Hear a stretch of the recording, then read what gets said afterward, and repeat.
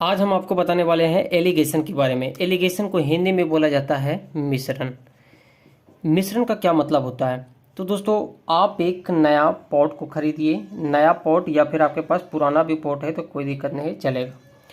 तो आप इसमें दोस्तों क्या किया, मिल्क को 5 लीटर इसमें आपने डाल दिया। ठीक है, इस बर्तन में भी क्या है, शुद्ध रूप से दूध है। और इसी बर्तन में पानी को भी आपने 2 लीटर डाल दिया। तो अब इस बर्तन में क्या हो जाएगा, दूध और पानी दोनों हो जाएगा, यानी कि दूध और पानी का अब एक नया लिक्विड यहाँ पे तैयार हो जाएगा। तो ये जो नया जो लिक्विड जो तैयार हुआ है दोस्तों, उसे ही हम लोग दोस्तों मिश्रण बोलते हैं।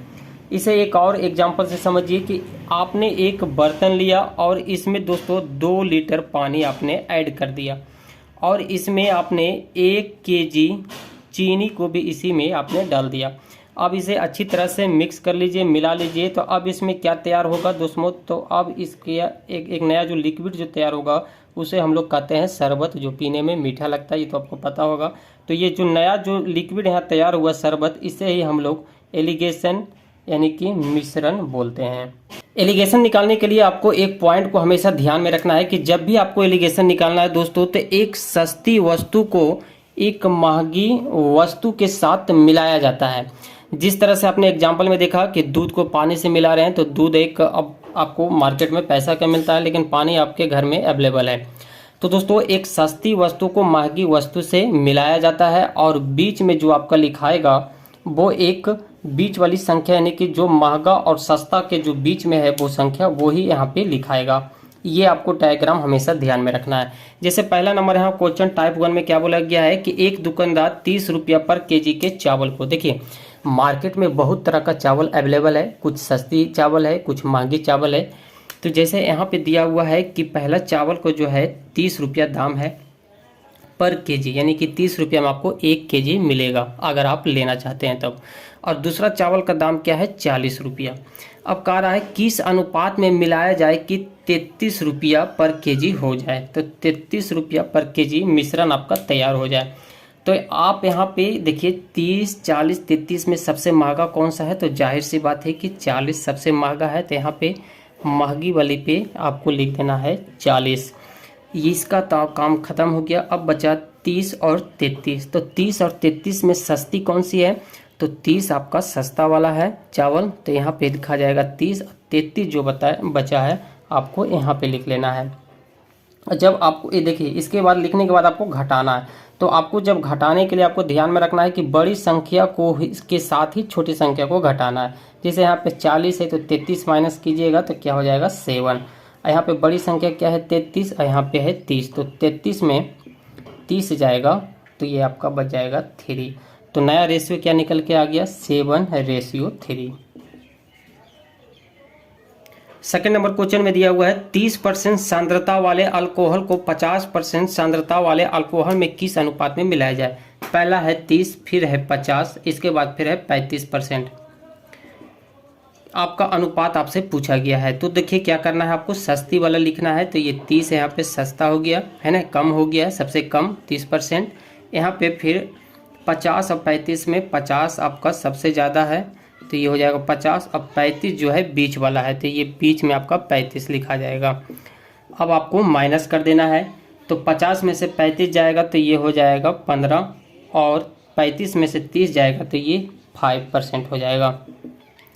रेशियो का नियम है दोस्तों कि अगर वो कटता है तो आप काट दें, कोई दिक्कत नहीं है। तो 5 से ये कट रहा है 3:1, तो इसका आंसर हो जाएगा सी नंबर। 36 रुपया पर लीटर के साथ पानी किस अनुपात में मिलाया जाए कि मिश्रण का मूल्य 28 रुपया पर लीटर हो जाए। तो आपका यहाँ पे दिया हुआ है 36 और मिश्रण आपका 28 रुपया पर लीटर हो जाए। तो देखिए एक का तो आपको दिया हुआ है दाम, लेकिन दूसरा का नहीं दिया हुआ है। तो नहीं जब दिया हुआ रहेगा तो आप इसे 0 मान लें, ठीक है, कोई दिक्कत नहीं होगा। आप इसे 0 मान लें क्योंकि यहाँ पे मान नहीं दिया हुआ है, तो आप 0 मान के इसे सॉल्व कर सकते हैं। तो देखिए अब इसे सॉल्व कीजिएगा तो 36 में से 28 जाएगा तो कितना बचेगा आपका, सॉरी 36, हाँ ठीक है, 36 में से 28 जाएगा आपका तो ये बचेगा आपका 8 हो जाएगा। और यहाँ पे है 28, तो 28 माइनस 0 कीजिएगा तो क्या आ जाएगा 28 ही आएगा। देखिए कट रहा है तो इसे आप काट दें, कोई भी दिक्कत नहीं होने वाला है। तो जब इसे काटिएगा तो ये आप पहले हम यहाँ से 2 से काट रहे हैं तो ये हो जाएगा 4 और ये हो जाएगा 14, फिर से 2 से कट रहा है तो 2:7 हो जाएगा। यहाँ ऑप्शन में जो भी दिया है दोस्तों ऑप्शन इसका गलत दिया हुआ है। 48 रुपया पर केजी मूल वाले 60 केजी चीनी है, ठीक है। और आपने मार्केट में गया दोस्तों तो एक का चीनी दाम आपको बताया है कि 48 रुपया पर केजी चीनी है। तो आप उनके पास 60 केजी चीनी है, इस दाम का जो है उसके पास 60 केजी चीनी बचा हुआ है। तो चलिए ये 48 रुपया है और इसके बाद फिर है 55 रुपया जो ज़्यादा है और बीच में आपको लिख देना है 52.50, माइनस कर दीजिए। जब माइनस कीजिएगा तो 55 में से 52.50 जाएगा तो ये हो जाएगा 2.5, ये हो जाएगा 4.5, पॉइंट से पॉइंट खत्म, 5 से आप काटिए तो 5 रेशियो ये आ जाएगा 9, ठीक है। ये 5:9 निकल के आ गया। लेकिन यहाँ पे कितना चीनी है तो 48 केजी चीनी है और किस दाम का है तो 48 रुपया केजी वाला ही 60 केजी चीनी है। तो यहाँ पे 48 वाला कितना चीनी है तो यहाँ पे 5 है, तो ये हो जाएगा आपका 5।